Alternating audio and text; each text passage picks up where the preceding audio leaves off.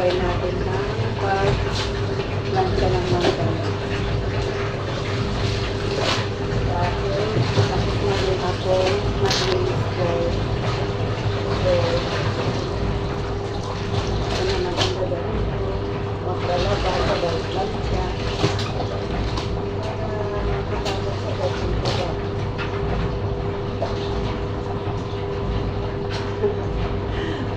May nilabang na picture.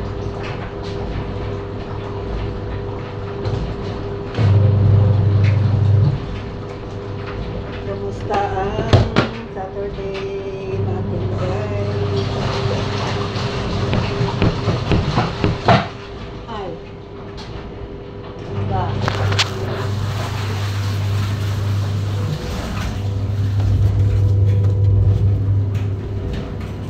Pagkatapos natin maglaba, guys, magano na tayo mag-coffee time.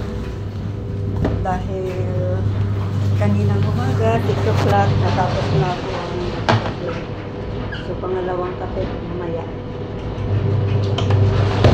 Ang buhay namin, guys, dito sa coffee time.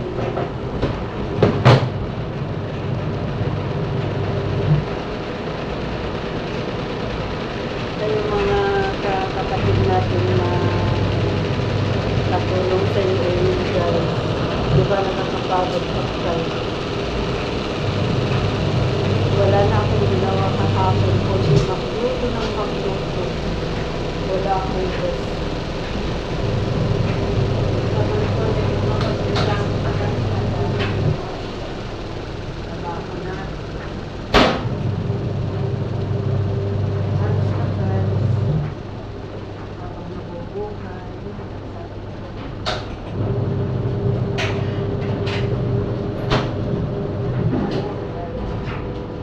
Pag-asa. Mamaya natin ang rest kasi meron pa tayong kagayan. So, dito na tayo mag-lansya. Guys, konting lambing lang naman, guys. Subscribe naman ang ating channel.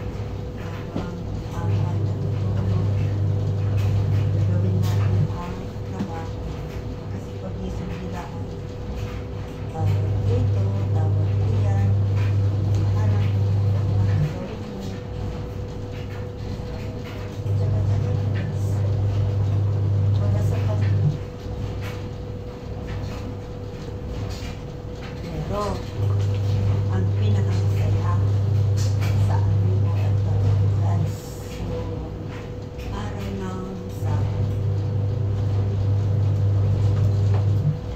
Kasi, pag araw ng Sabado, guys, alam niyo kung ano ang ginagawa namin. Aabang kami yan hanggang nagising yung amo na nag-aabang kami ng Sabado. Pero pag hawak mo na, ayun na, nag-50-50 na kasi pupunta na sa pamilya. Yan ang pinakamasaya, guys. Sa akin lang, masaya ako para sa aking pamilya. Kahit walang naiwan sa akin, basta gusto ko, nagpadala ko sa aking mga anak ng apo.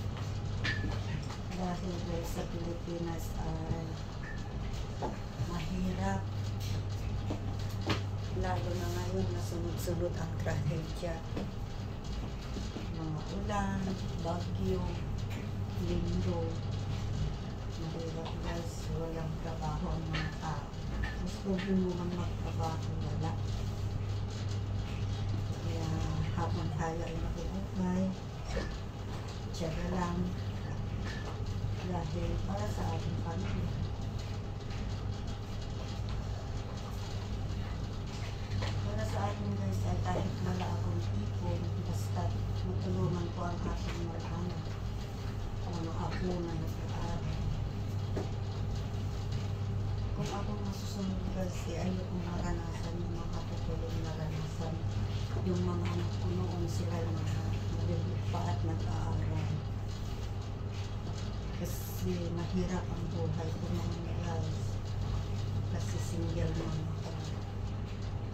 Maliliit pa yung mga anak ko noon. Alam niyo kung bakit ako nag-single mom?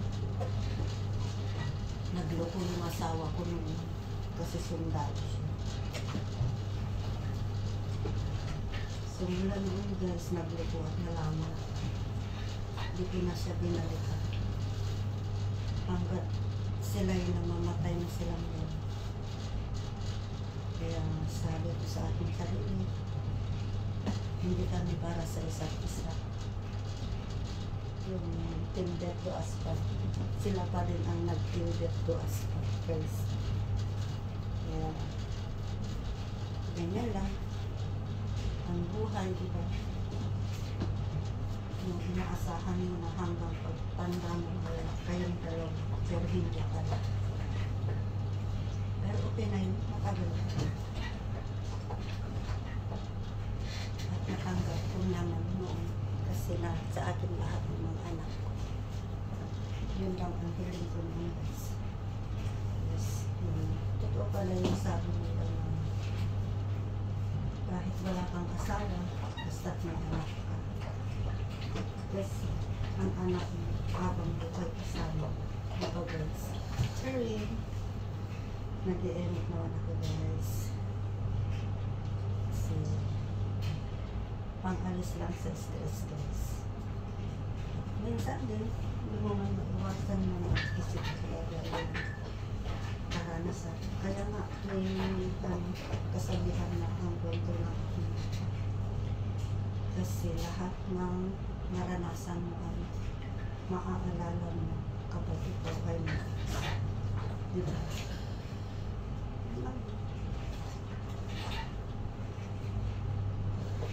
Pero,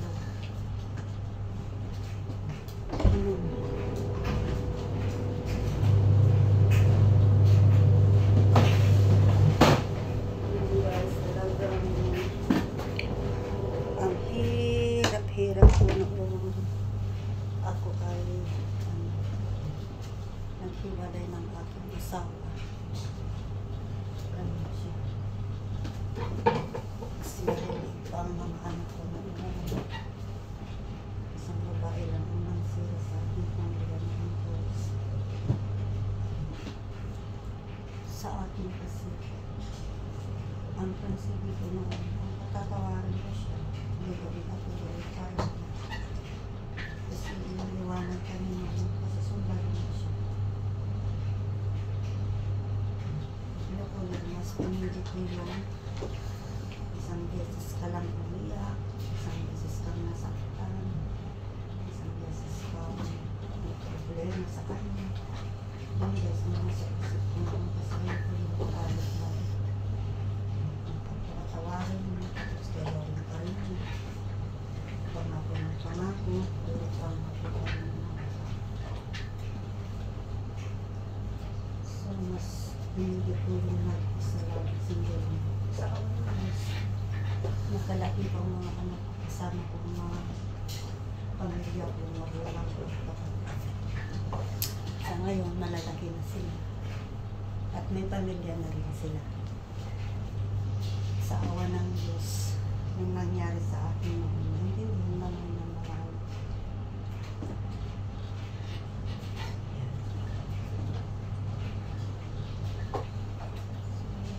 Ayan. Ganun lang. Subukan ko din nagpahulpel, pero wala akong iwanan pa rin. Kaya mas maganda talaga yung nag-iisa ka sa buhay. Basta kasama ang anak. So, hanggang dito na lang guys ang ating kwento ng aking buhay. Again, happy Saturday and always good health and good life, long life. So, good guys. Don't forget to like and share my previous channel and pagpindot na rin po yung bell button para lahat ng uploaded ko guys ay mapapanood. So, bye. God bless.